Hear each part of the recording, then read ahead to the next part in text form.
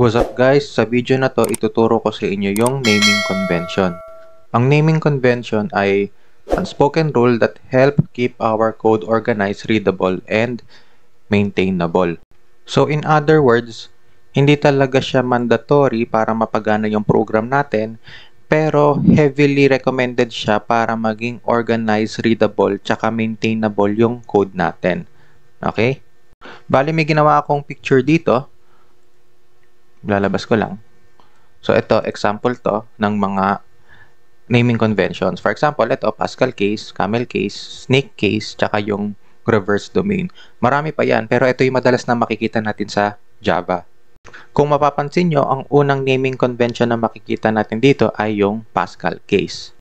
Sa Pascal case, lahat ng first letter ng bawat word ay dapat nagsa-start sa capital letter.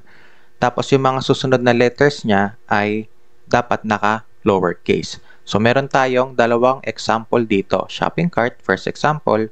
Second example, yung first name. So dito muna tayo sa shopping cart. Meron tayong ditong shopping cart. Dalawang words yan. Meron kang shopping, meron kang cart.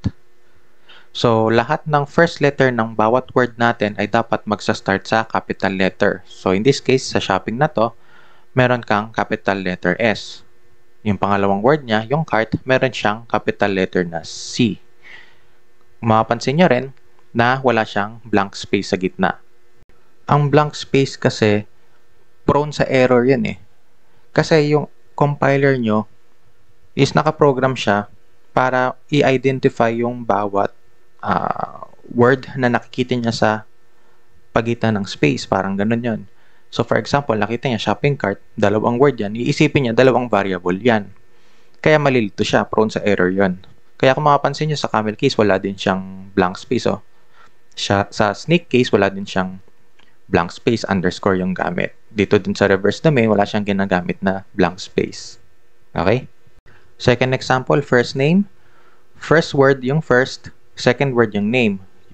Yung first, meron siyang letter F na capital. Tapos yung name, meron siyang capital na letter N. So, yan yung mga sa Pascal case. So, ginagamit siya usually sa class. Okay? So, yung class, ito yan, no? Balikan ko lang, meron tayong public class main. May nakita tayong class. Okay? So, ibig sabihin, ito yung pangalan ng class natin, yung main.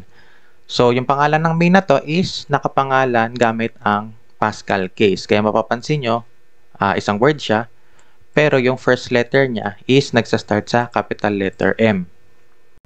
Next naman na naming convention, yung camel case. Sa camel case, meron tayong ganong example ulit, shopping cart, tsaka yung first name.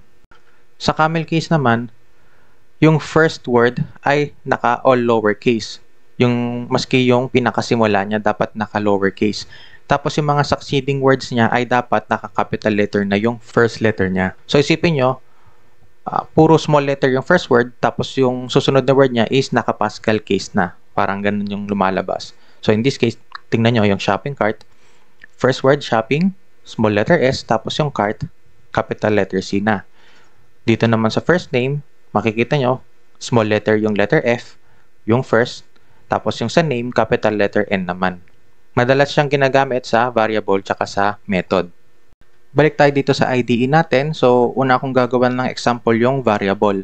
Susunod yung method. So, sa variable, meron tayong int, sabihin natin numbers. Okay? So, example yan ng variable na gumagamit ng camel case. So, isang word yan. So, siguro, kung dalawang words naman, string, cool names. Diba? So, makikita nyo, lowercase yung C, tapos yung pangalawang word is nagsa-start sa uppercase. So, last, siguro string ulit. Tapos, maraming words naman. So, siguro, the greatest of all time. So, nakikita nyo naman, ito lang yung nagsa-start, ito yung word na nagsa-start sa lowercase. Tapos, yung mga succeeding words niya ay nagsa-start na sa uppercase dapat. So, the, small, tapos susunod yung G, capital, O, capital, A, capital, tapos yung T, capital. Sa method naman, Ginagamit din siya sa method, yung camel case. Ito example ng method, public static void main. Yung main na to, ito yung camel case natin. Kaya makikita nyo, small letter siya. So, pwede tayong gumawa ng sarili nating method. So, gayahin natin siya, static void, tapos tayo magpangalan nito. Sabihin natin, add numbers. Diba? Gayahin lang natin, meron kang parenthesis, pero hindi natin nilalagay itong string args na to. Tapos, curly braces. So, ganyan magpangalan ng method. So, isa pa, static void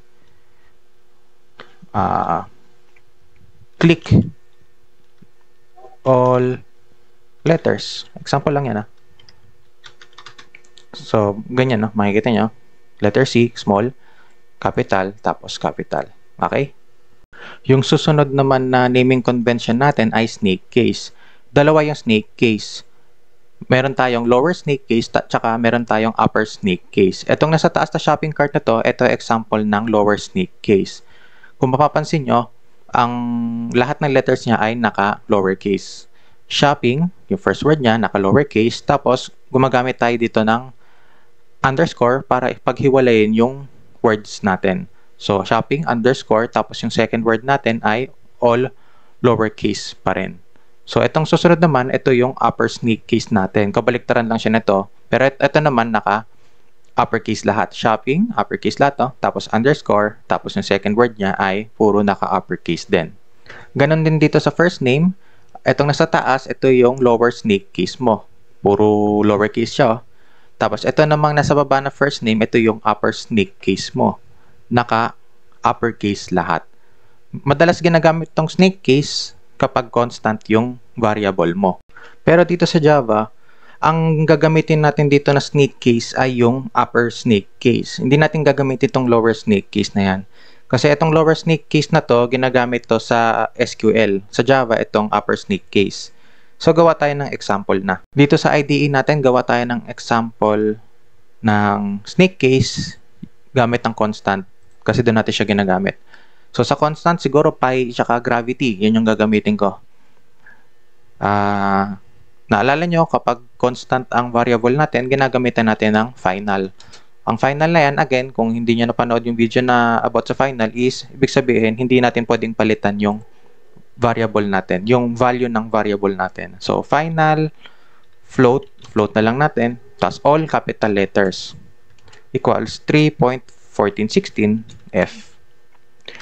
Yan yung example ng snake case, upper snake case. So, siguro isa pa, final float gravity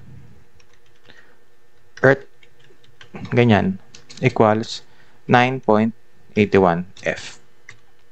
So, all capital letters, tapos ang each word napapagitnaan ng underscore. Okay?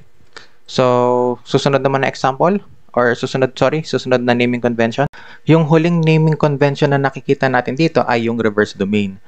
Yung domain, basically, yan yung facebook.com, youtube.com, yung ganon. So, halimbawa, meron kang https://www.instagram.com.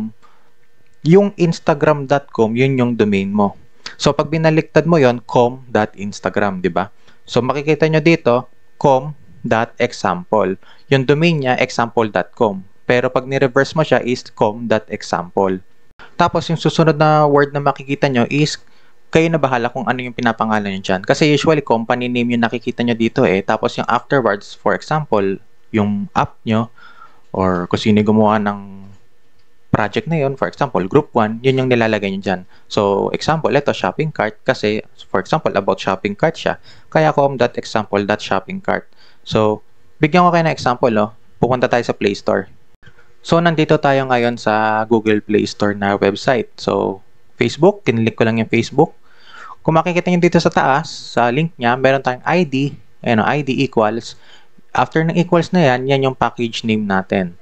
So, com.facebook.katana. Nakikita nyo, reverse domain ang ginamit dyan. Yan yung package name niya. Hindi ko alam ba't may katana, Hindi ko alam kung ano yung katana na yan. Iba yung katana na nasa isip ko Pero sige, punta tayo dito sa TikTok.